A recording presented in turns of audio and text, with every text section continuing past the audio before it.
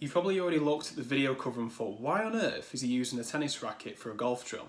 Well, in today's video, I'm going to be telling you how you can shallow out your golf swing using a tennis racket. Now I've got you thinking, do I need this golf drill? Well, if you're the type of golfer who has a very steep golf swing with a very short club face, then absolutely, yes, this drill is going to enhance your golf game if you take it on board. So keep on watching, find out, and let's improve your golf game.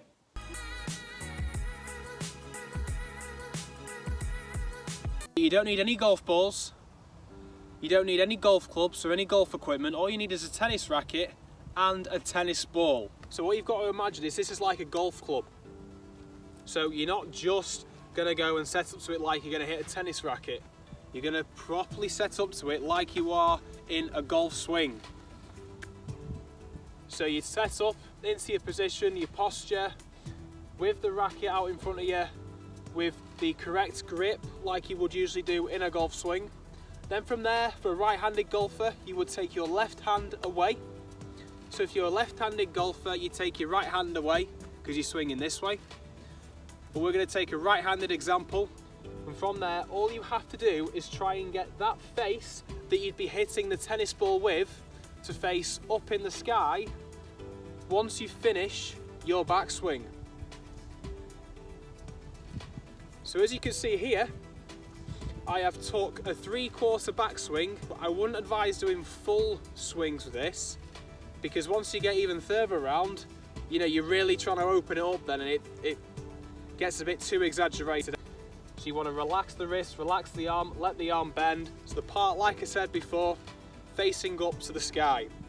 If it's facing down, that means we've got a shut face, and as we come back and release the golf club, it's going to go very far left. You're going to be producing shots that are pull hooks or hooks. When you've had a couple of practice swings doing this, I would highly recommend try doing 3 practice swings just with the tennis racket and then 1 shot with the tennis ball. And what you want to be making sure when doing this, you are opening the face up and then you are turning through as you usually would and releasing the shot over. A nice simple way of thinking of that is to open it, shut it. So you're really still trying to release the golf club. So when doing this, it's open it, shut it.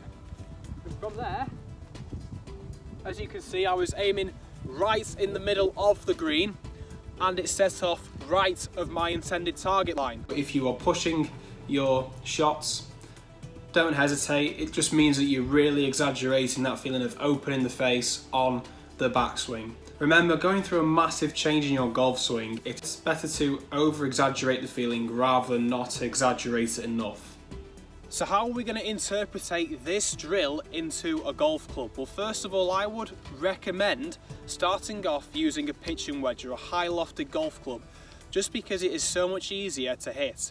If you go straight to something like a 4-iron or even 7-iron, you're going to really struggle because we are going to be practicing shots that are going to be one-handed and two-handed. So when you get onto the one-handed shots, you're going to really be struggling.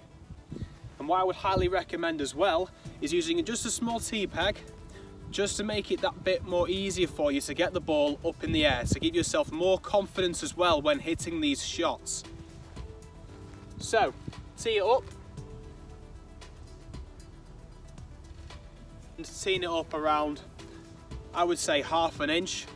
So you've still got that bit of leeway off the ground, because the idea of this is shallowing the club head out and coming and just brushing the ground, because when we get very steep, our tendency is to duff the shot. So what I mean by that is you hit the ground before the golf ball, and that leads to very inconsistent ball striking, so shots that go miles shorter than they should.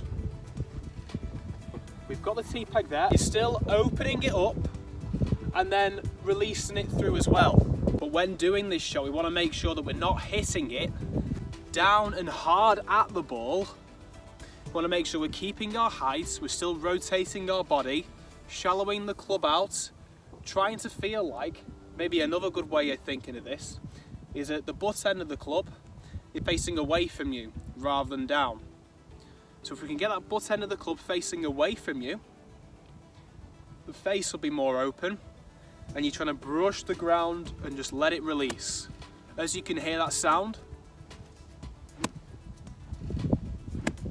I'm just clipping the ground.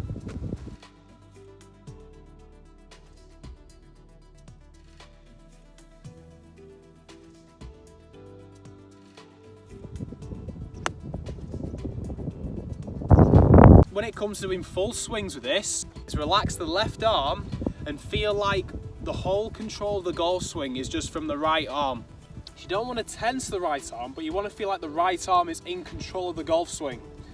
So only feel like your left hand is only just on to guide it, whereas the right arm is doing the whole work.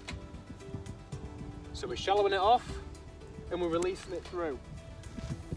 So here, shallowing it off and we're releasing it through. For those of you who enjoyed the video, drop us a message on my social media with a golf shot you would like me to talk about in a future video. Remember, if you are going to subscribe to my channel, switch your notifications on all so you don't miss a single upload. I shall see you in the next video.